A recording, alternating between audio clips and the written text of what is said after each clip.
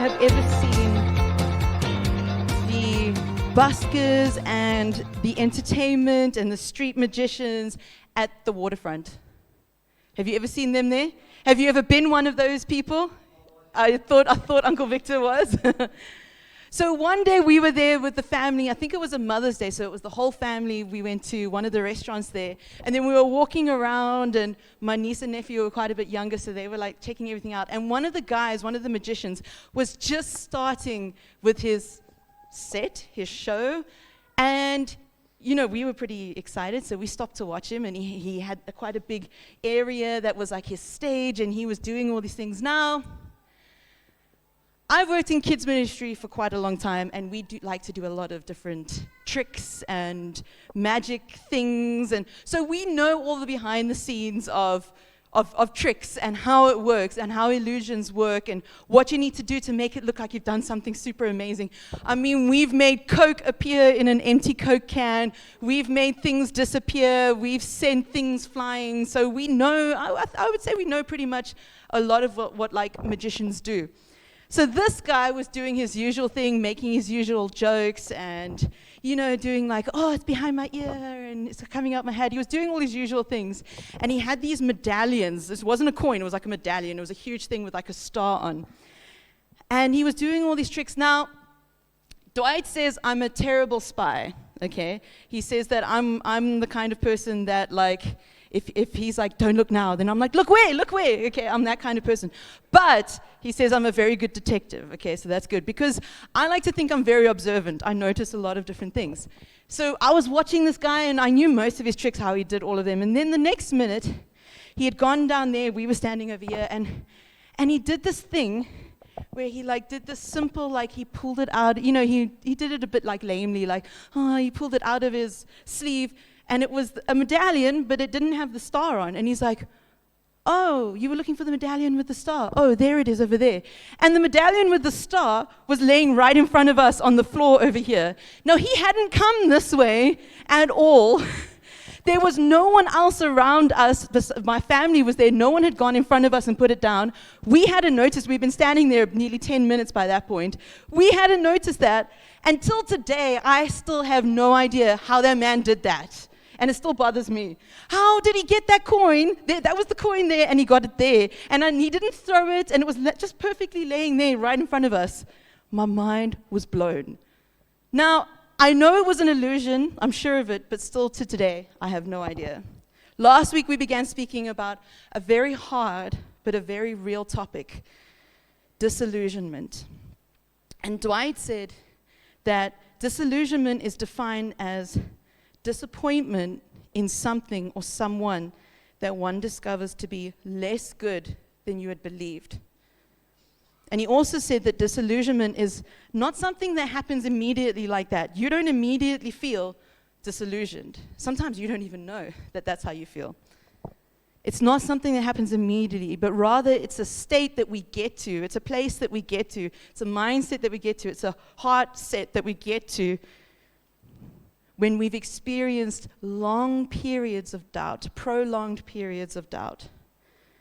Doubt, we said, is a lack of belief or faith in something that seems uncertain. Why do we doubt? Why do we usually doubt? We doubt because there's a lack of evidence, a lack of proof, right? That's usually the reason why we doubt. And that's exactly what happened last week for those of you who were here. We heard a tall tale about someone's famous friend. And when we saw the pictures, well, we saw that the evidence didn't quite start to add up, and we started to doubt the story. For those of you who weren't here, Dwight said that he bumped into his friend Sia Kolisi, and Sia Kolisi wanted to take a photo with him. And as you can see, that's not a real photo. That Dwight photoshopped his face onto that. And the more he showed the other pictures, the more that story proved to be false. There was just a lack of good evidence to Dwight's story.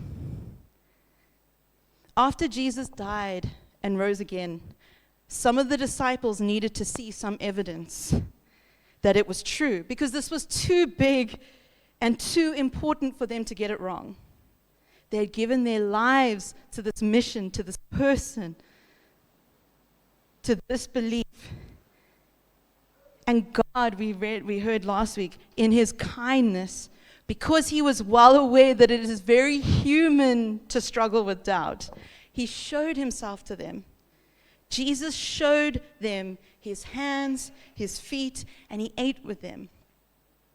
And when the disciple Thomas, who was very open about the doubts that he had, when he saw, he believed. When he touched Jesus' hands and Jesus' feet and the hole in his side, he said, "My Lord and my God, it's you, Jesus." And he believed. So doubting Thomas wasn't so doubting anymore, because now he had evidence, right? He had evidence. He could see. He knew what had happened to Jesus, and he could see the effects of it. He saw. For the days following his resurrection, Jesus spoke to people like Mary Magdalene and some of the other women, and when they saw him, they believed. He appeared to the men on the road to Emmaus. He appeared to the disciples. He appeared to 500 people. He performed miracles. He spoke big, important truths, and he even made breakfast one day. Yet, we get to this verse, Matthew 28:16, says, "The 11 disciples traveled to Galilee, to the mountain where Jesus had directed them to go. When they saw him, they worshipped, but some doubted." Some of the disciples, after hearing all they heard, seeing all the miracles that they saw, seeing the proof right in front of them, they still doubted. But how's that possible? There's no possible way that there could have been any lack of evidence. And that's what doubt is, right? When there's a lack of evidence. In fact, there was an abundance of evidence. So then, really what we can say is that seeing is not believing. So what then is the problem? We have this mixed up way of assuming that doubt always equals a lack of faith, a lack of evidence on someone else's part. But it's not. Doubt doesn't equal a lack of evidence. There have been times in my life where God has done incredible, unexplainable miracles. The evidence and the proof is there, and I have still doubted. Now, if I can be vulnerably honest with you, and now I'm speaking to those of you who have been here for quite a while in this church. But if this is your first day, this is awesome. You're going to hear some awesome stories. There have been people in this very church who have seen incredible miracles. People who have been cured from cancer. People who have seen with their own eyes others who are unable to walk, literally sitting there, unable to walk. People prayed for them, and they got up, and they threw their walking stick and their crutches, because there's been more than one, away. One even got out of a wheelchair. We've seen that happen. We've seen countless people living lives of darkness and anger and just pure evil sometimes suddenly change within a night. Sometimes it takes longer. That's okay. But we've seen it in a night. People just change, and they don't do those things anymore. They're not involved in those things anymore. Suddenly that anger and that hardness of heart that they had is just gone. That doesn't happen in the world. People go to years and years of therapy, and that doesn't change. Only God can make someone who is a grown man, hard of heart, full of anger, weep on the floor, because God has softened his heart. And we've seen that over and over in this church. We've seen people who needed money, and money suddenly appears in their bank account. We've seen people who desperately needed groceries and didn't tell a single soul, and suddenly someone turns up on their doorstep with bags of groceries. How does that happen? We can say it's a coincidence, but coincidences don't happen every single day all the time. We've seen people who've needed a job, and out of the blue, without them even applying, jobs have come. We've seen people on the brink of death, so much so that Pastor Paul and Dwight and some of the other pastors have gone to them in the hospital to pray with them, almost like their last rites kind of thing, like they're praying their last prayer. And those people are still here today, kicking and alive, because God has changed them around. God has changed their situation. There are people here in our very church who've had strokes and their hearts have been damaged. Their physical hearts have been damaged to the point where they've needed operations, and they go in for the operation and the doctors ask, "Why are you here? There's no damage. The damage we saw yesterday is gone. And in fact, your heart is better than it's been in years."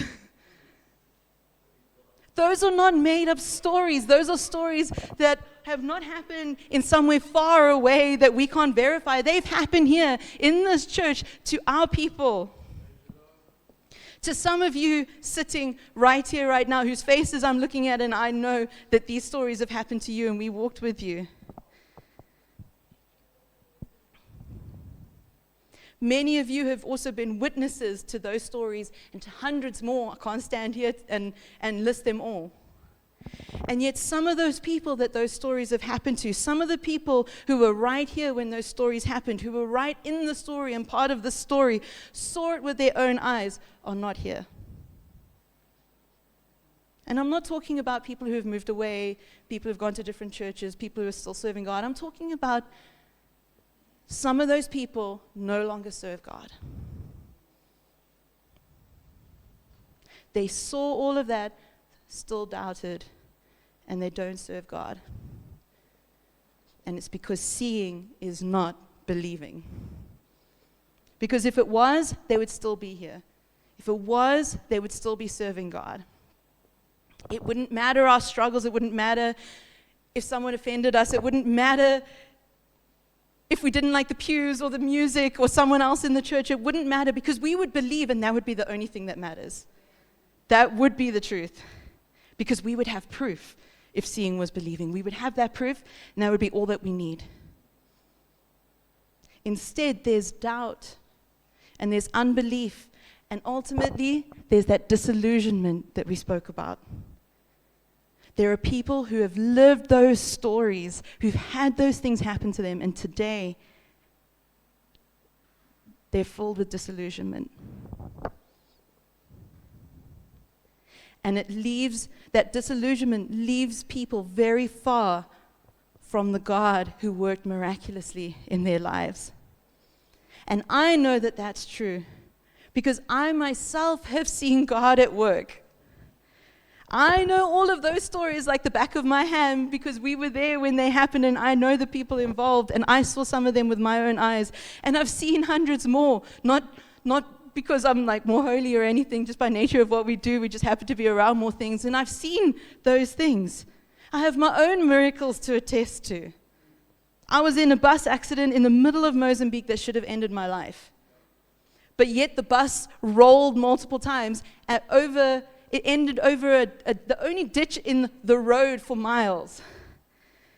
That when I was thrown from the bus, I wasn't crushed because I was in that ditch, and the top of the bus just went over my stomach like this. It just lightly grazed so I could pull myself out. Do you know how many bus accidents end people's lives like that because they get crushed? We crashed outside the only clinic for 2 hours either way. And they gave better help to the wounded than the inner city hospital in Mozambique. I was then laying on the floor with my head on a pillow because I must have had a bit of concussion, I realized afterwards, and I couldn't stand up, and everything went black. So I was laying on the floor in the dirt with my pillow. And the next minute, I just felt this nudge to get up. You're cold. I'm like, I'm not cold. Like, what is... And go find your hoodie. I went to go find my hoodie. And as I was getting my hoodie, there was just this almighty, racket. And another massive truck was coming too fast around the corner and jackknifed into our accident. And when I went to get my pillow, it was under the tire of that truck. And I came home from that. It was a miracle. As I said, I've seen crippled people throw away their walking stick and walk. I've had deaf friends suddenly able to hear without any hearing aid that they've had for years. I have all of my own stories and the hundreds that come from this community and from this church. But I still doubt. Doubt still creeps into my heart and mind. And there have been times when it feels like it's defeated me. And it has left me disillusioned. Not just with people and the church or myself, but with God. That very same powerful God who's done impossible miracle after impossible miracle in my own life. Because seeing is not believing. It's just another illusion. We think if God will just come through for me with this thing, if God will just do this one great miracle, then I'll believe. It doesn't work like that. God can do all the miracles in our life. We still have to make a choice to believe. Doubt can exist even when you have all the signs and evidence in the world. Because doubt isn't about having a lack of evidence. So if it isn't God doing more miracles and proving himself to us, because he does do that and we still doubt, what is the antidote to all of this doubt? Do I stand in the mirror and say, come on, stop doubting? Do I put on the little white noise when I go to bed and it's like, you are not a doubter? Those things are great, but they don't work for this. The Bible is very clear that the antidote to doubt is faith. Now, this is where you all go, oh gosh.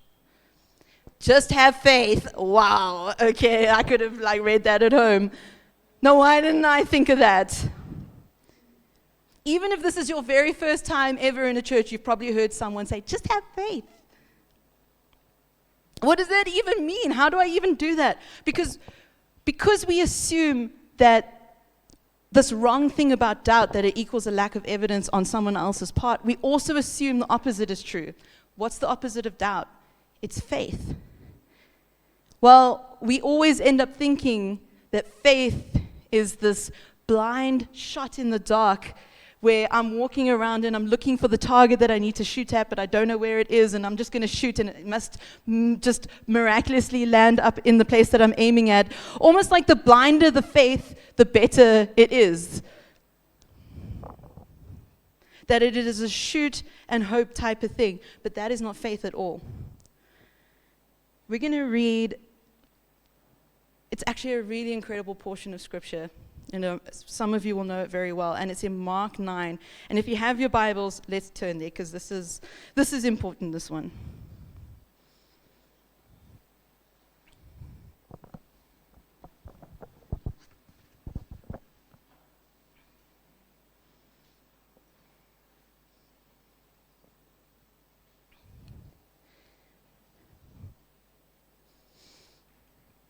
So it's Mark 9:14 to 29. So this part of the Bible is talking about the life of Jesus and the stuff that he got up to when he was here on earth, and some of the conversations that he had, and some of the things that happened, and we can learn a lot from this. It says, so Jesus was walking along, and it says, when they came to the disciples, they saw a large crowd around them and scribes disputing with them, arguing with them. When the whole crowd saw him, Jesus, they were amazed and ran to greet him. And he asked them, what are you arguing with them about? Someone from the crowd answered him, Teacher, I brought my son to you, and he has a spirit that makes him unable to speak. Whenever it seizes him, it throws him down, and he foams at the mouth, grinds his teeth, and becomes rigid. That's pretty scary stuff. I asked your disciples to drive it out, but they couldn't. And he replied to them, this is where Jesus gets quite hectic. He says, you unbelieving generation, how long will I be with you? How long must I put up with you? Bring him to me. So they brought the boy to him, and when the spirit saw him, because it knew its time was up, It immediately threw the boy into convulsions. He fell to the ground and rolled around, foaming at the mouth. How long has this been happening to him? Jesus asked his father. From childhood, he said, and many times it's thrown him into the fire or water to destroy him. But if you can do anything, have compassion on us and help us. Jesus said to him, if you can. But everything is possible for him who believes. Immediately, the father of the boy cried out, I do believe. Help my unbelief. When Jesus saw that a crowd was quickly gathering, he rebuked the unclean spirit, saying to it, you mute and deaf spirit, I command you, come out of him and never enter him again. And then it came out, shrieking and throwing him into a terrible convulsion. The boy became like a corpse, so that many said, he's dead. But Jesus, taking him by the hand, raised him up, and he stood up. And after he'd gone into the house, the disciples asked him privately, why couldn't we drive it out? And he told them, this kind can only come out by nothing but prayer. Not only is that an incredible story of a miracle that Jesus did, I think it's safe for me to say that that father is all of us. Here was a dad, people were arguing all around him about this spiritual thing and this religious thing and all these things, and you're not doing it right, and this and this and this. And here's the facts, and he was just like, I just want someone to help my child.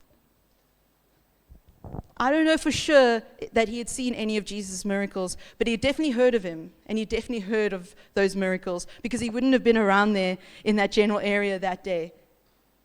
So he must have known for a fact that Jesus could heal. He had heard the stories. It's possible that when he now saw some of Jesus' disciples before him, he went over to them, knowing that they'd been with Jesus. You're his followers, you've been with him, you've seen what he does, so you know what he does and you do what he does. Can you help me? Can you help my son? Please help my son. And we see in the story, they tried and they couldn't.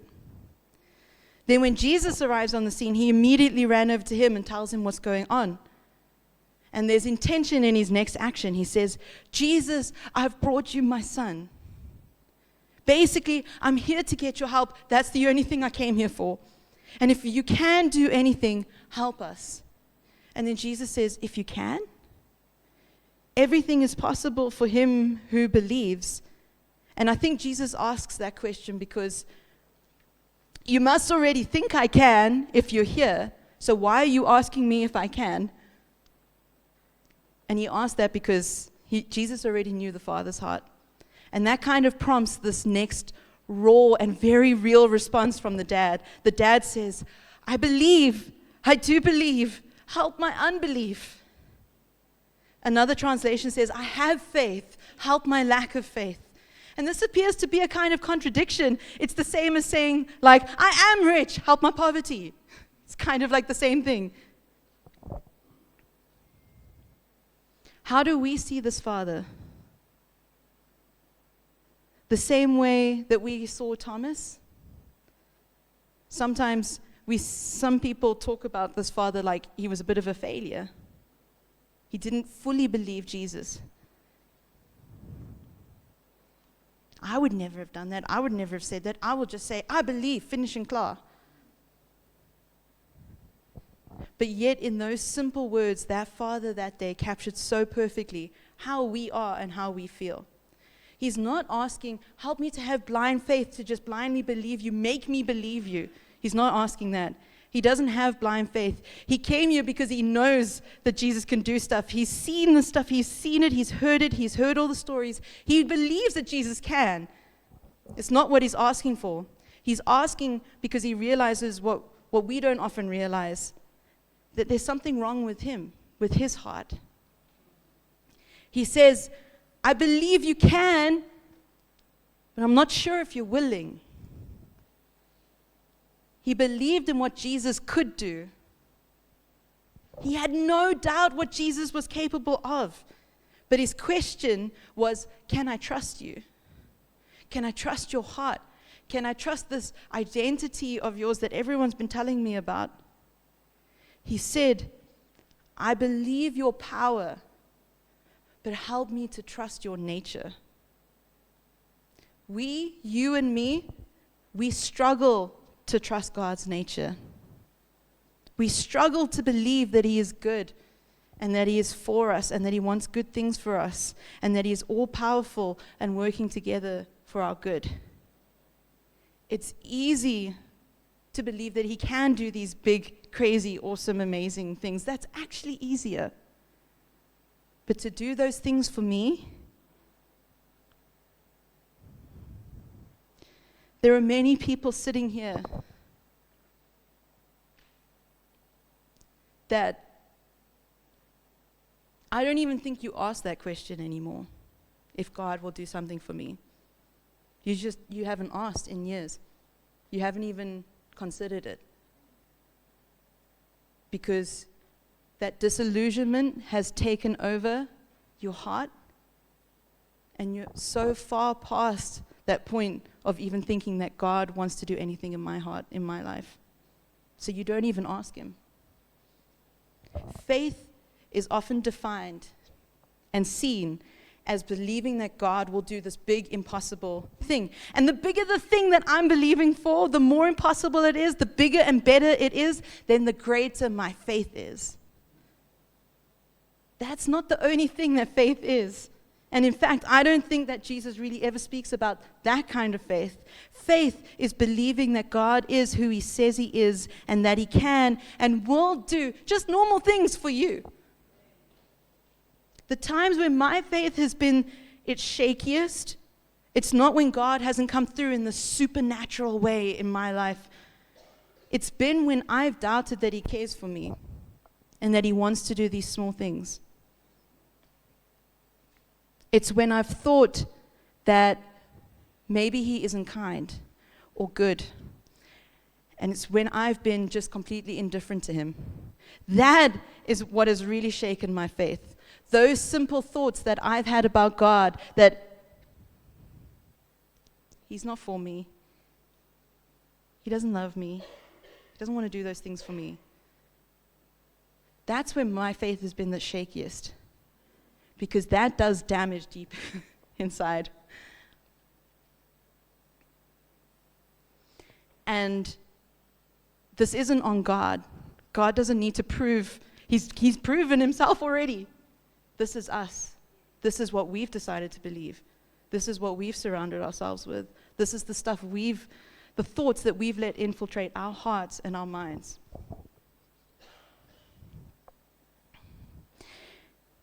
And those little thoughts, this is why Jesus talks about faith as small as a mustard seed. Because the size of that faith doesn't matter. It just matters that we have it. Because when we trust God's power, there are degrees to that. The faith it takes for me to ask God to please give me good dreams tonight and help me to sleep well, versus I'm praying for someone to be raised from the dead. There's different degrees, okay, and that's okay, because I'm trusting God for more. That's His power. But when I trust His character, when I trust His nature, there are no degrees. It's either or. I either trust Him or I don't. I either believe He's good or I don't. He either loves me or He doesn't. When I'm facing a major illness, I don't have to have more faith and bigger faith to make sure that I am healed. I just need to believe in His nature. Because when you have just a mustard seed size faith in God's character and His care and concern for you, it will move mountains. Because you will remain steadfast in Him and you won't be shaken. It's not massive outward miracles that anchors a firm faith. We don't need those outward miracles to make our faith secure. It's that tiny seed of faith in your heart that says, God is good. He cares for me. He loves me. He's concerned about me. And then I can trust Him with what I'm going through. Then I can trust Him for the things that I'm facing. Then I can trust Him for these big things in my life that need to change.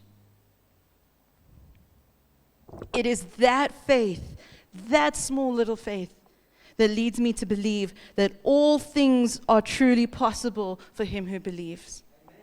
Those truths are what keeps doubt at bay.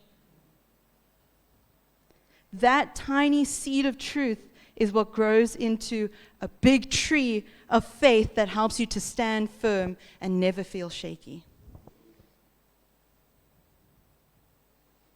So we believe doubt to be this accusation that we have against God. You've not provided me with enough evidence, so you've made it impossible for me to trust you. But that's an illusion. And that Father knew real doubt, it originates in me and in my heart and in my inability to trust God or my indifference to God. And it all stems from that one little lie. Does God really care about you? Does that sound familiar?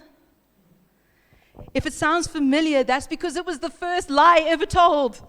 The first seed of doubt ever planted was when the devil was in the Garden of Eden and he said to Adam and Eve, did God really say that? Are you sure he cares? He doesn't want what's best with you, and he starts attacking God's character.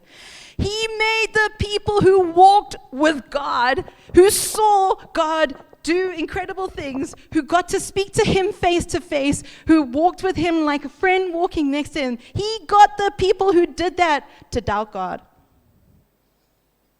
He didn't even need to give a shred of evidence. He got them to question God's character by just asking one simple question. And the devil hasn't changed his tactics because he knows it works. Because it still works today. I'm sharing all of this today because for years I've lived like this. It was my life. I believed God was God. I'd seen enough evidence to know that he existed and that he did crazy, powerful things. I believed his power, but I doubted his character and I doubted his view of me and his willingness to intervene in my life. I believed the lies. I believed the illusion. I became disillusioned. And let me tell you now, if you have not ever been in that place of disillusionment, it's the worst place to be in. If you are sitting here right now and you're completely indifferent to God, that's that place. That disillusionment has taken hold. Don't stay there. Don't stay there. Because you don't have to. Don't leave here the same way that you came. We make it complicated, but faith is actually very simple. It's believing God is who he says he is. It's as simple as that. And like that dad that day who came to Jesus, he simply asked. He said, help my unbelief. Help me to have faith in you. Help me to put my trust in your nature. And we can do that too. Literally just have to ask.